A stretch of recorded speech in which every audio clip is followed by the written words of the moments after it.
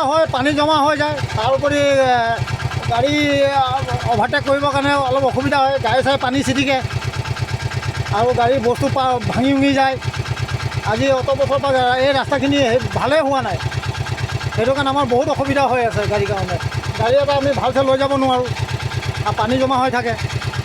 তাৰ উপৰি মানে কি আৰু এইখিনি জেগাতো আৰু কেতিয়াও ভাল নহয় এইখিনি জেগা। বাকী অলপ চলপ জেগা অকণমান বেয়া হৈছে যদি গাড়ীটো আমাৰ পাৰ হয়, কিন্তু এই জেগাখিনি পাৰ হ'বলৈ আমাৰ অসুবিধা হৈ যায় বহুত। চৰকাৰৰ প্ৰতি কিবা আহ্বান জনাব নেকি? আৰু চৰকাৰৰ প্ৰতি কি আহ্বান জনাম, চৰকাৰে নিজে জানিব লাগে যে ৰাস্তাটো বেয়া। চৰকাৰো কেতিয়াবা অহা যোৱা কৰে এইপিনে, গোটেই মানুহখিনিয়ে অহা যোৱা কৰে। নক'ব আৰু দাদা, একদম আমি কিবা সৰু মৰু কাৰোবাৰ কৰি আছোঁ ন, এই ডেইলি অহা যোৱা কৰিব লাগে, বহুত অসুবিধা। এনে বহুত দিনৰ পৰা এইটো জেগা বহুত অসুবিধা পাই আছোঁ, যেনে তেনে আহি আছোঁ যাই আছোঁ আৰু সেই তিৰাপকলি তাতো তেনেকুৱাই একেই অৱস্থা।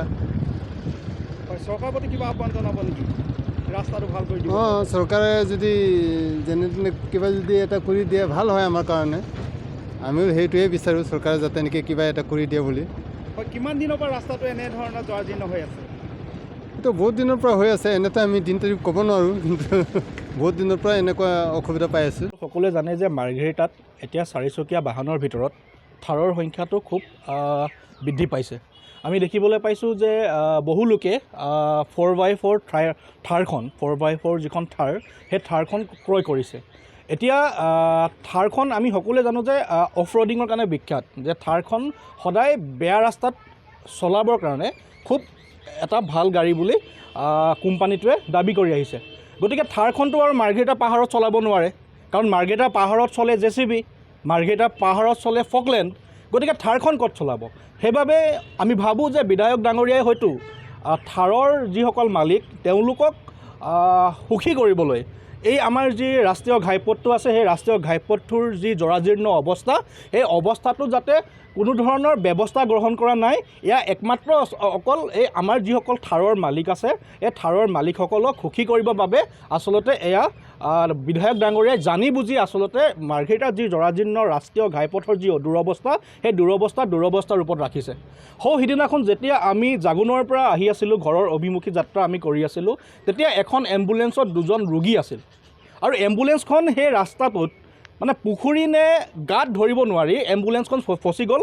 ৰোগীয়ে শেষত গৈ এম্বুলেঞ্চখন ঠেলিবলগীয়া হৈছে, তাৰপাছত ষ্টাৰ্ট কৰি এম্বুলেঞ্চখন ডিব্ৰুগড়লৈ গৈছে। গতিকে এনেকুৱা এটা পৰিৱেশ হৈছে মাৰ্ঘেৰিটাত। আজি আপুনি বৰগোলাই, লিডু অঞ্চল, তিৰাপত আপুনি যাব নোৱাৰা এটা পৰিৱেশ হৈছে, কাৰণ গাত নে পুখুৰী আপুনি ধৰিব নোৱাৰে।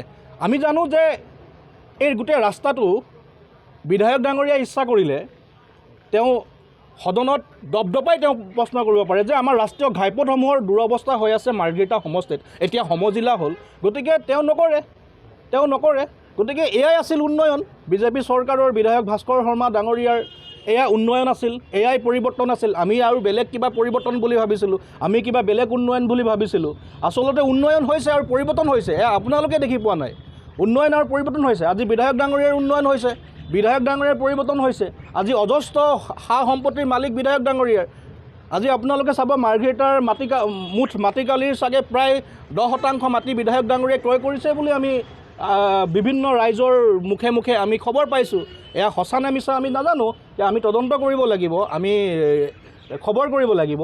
কিন্তু আমি এটা কথা খুব স্পষ্টভাৱে ক'ব বিচাৰিছোঁ, নেশ্যনেল হাইৱে অথৰিটি অফ ইণ্ডিয়াক ক'ব বিচাৰিছোঁ যে আমাৰ যি ৰাস্তাৰ যি দুৰৱস্থা, এই দুৰৱস্থাবিলাক ঠিক কৰিব লাগে। কাৰণ ইয়াত এতিয়া বহুত আমাৰ অসুবিধা হৈছে। আজি এখন বাছত যেতিয়া মানে পেচেঞ্জাৰসকল আহে তেওঁলোকৰ অসুবিধা হয়, গাড়ী এখন চলাই যাব নোৱাৰা এটা পৰিৱেশ হৈছে, বাইক চলাই যাব নোৱাৰা পৰিৱেশ হৈছে।